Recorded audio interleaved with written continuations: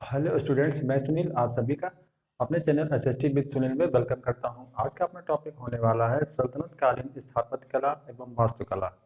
जी हाँ, सल्तनत काल के पहले हमारे देश की वास्तुकला ये कैसी थी, और जब मुस्लिम आक्रमणकारी हमारे देश में आए और मुस्लिम साम्राज्य की जब स्थापना हुई तो उसके बाद क्या बदलाव आए, ये हमारी भारतीय वास्तुकला में। तो आज हम इसी के बारे में हम लोग पढ़ेंगे, क्योंकि जब मुस्लिम आक्रमण हुए तो उनके साथ में मुस्लिम साम्राज्य तो स्थापित हुआ, धर्म भी आया, लेकिन उनके साथ में कुछ वास्तुकला और स्थापत्य कला की कुछ शैलियां भी आई जिनको हमने अपनाया, और उन दोनों का एक मिश्रण देखने को मिलता है अब की, या मतलब कि जो उस दौरान जो इमारतें बनी, जो मकबरे बने, जो भी बना, तो उनमें वो मिश्रण देखने को मिलता है। तो हम लोग उसी के बारे में चर्चा करेंगे।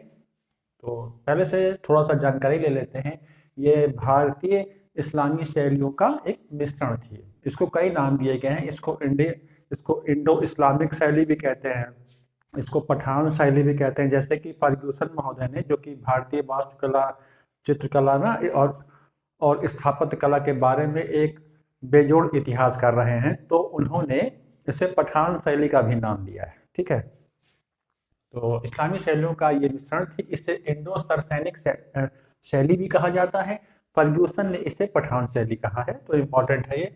इसके अलावा सर जॉन मार्शल और डॉक्टर ईश्वरी प्रसाद ने इसे क्या कहा है, इंडो इस्लामिक शैली कहा है। इंडो इस्लामिक यानी कि भारतीय और इस्लामिक शैली का एक मिश्रण है। अब बात करें कि इसकी विशेषताएं क्या हैं। ये भारतीय ईरानी शैली का मिश्रण है, सभी जानते हैं।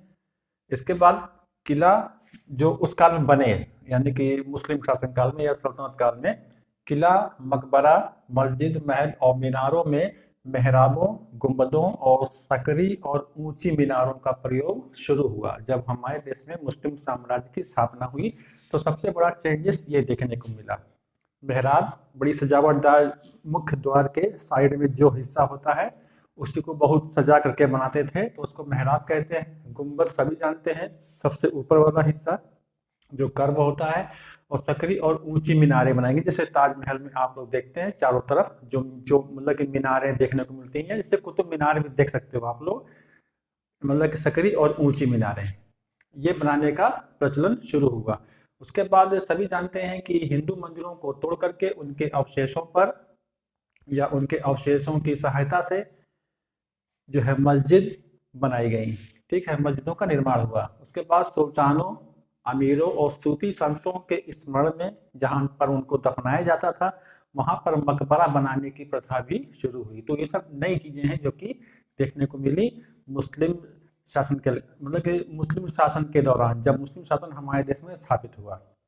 पहली बार वैज्ञानिक ढंग से मेहराब और गुंबद बनाने की कला की शुरुआत हुई। मतलब कि एकदम एक्यूरेट, जैसा कि वर्तमान समय में आर्किटेक्चर की पढ़ाई होती है तो वो लोग जितनी भी बिल्डिंग्स बनाते हैं तो एक मानक के हिसाब से बनाते हैं, तो उसी हिसाब से ये जो गुंबद बनने शुरू हुए, मेहराबें बननी शुरू हुई, तो ये सब एक मानक के अनुसार बननी शुरू हुई। तो ये भी एक नया बदलाव आया है।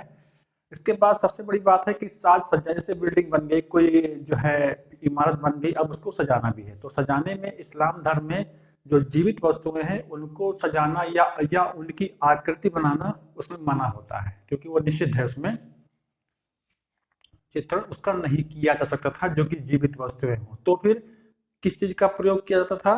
फूल, पत्तियां, ज्यामितीय आकृतियां और कुरान की आयतें। जैसा कि ताजमहल में आप लोग देखेंगे तो उसमें कुरान की आयतों का बहुत ज्यादा इस्तेमाल हुआ है। और अगर मुस्लिम या विदेशी स्थापत्यकारों ने हमारे देश से कुछ जो चीज अपनाई है तो उसमें सबसे इंपॉर्टेंट चीज क्या है? कमल।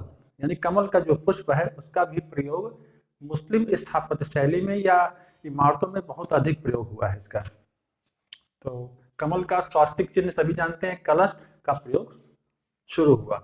अब इमारत और शासक के बारे में जान लेते हैं। कुव्वत उल इस्लाम मस्जिद, ये कुतुबुद्दीन ऐबक ने बनवाई। कुतुब मीनार सभी जानते हैं, कुतुबुद्दीन ऐबक और इल्तुतमिश के द्वारा जो है पूरा हुआ। 2.5 दिन का झोपड़ा कुतुबुद्दीन ऐबक के द्वारा, कहा जाता है 2.5 दिन में बनकर तैयार हुआ था। सुल्तानगढ़ी, ये इल्तुतमिश के द्वारा बनवाया गया। अलाई दरवाजा और और 1000 मतलब कि सितून यानी कि 1000 स्तंभों वाला महल जो बनाया गया वो किसके द्वारा? अलाउद्दीन खिलजी के द्वारा। निजामुद्दीन औलिया का मकबरा मोहम्मद बिन तुगलक के द्वारा। फिरोज शाह तुगलक का जो मकबरा बनवाया गया वो भी मोहम्मद बिन तुगलक के द्वारा ही बनवाया गया।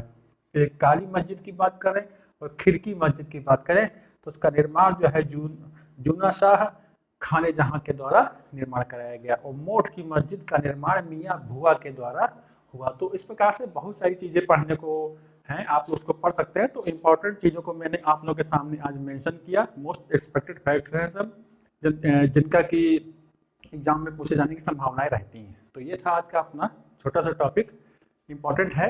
कैसा लगा इसको कमेंट करें। तो मिलते हैं आपको नेक्स्ट वीडियो में। धन्यवाद।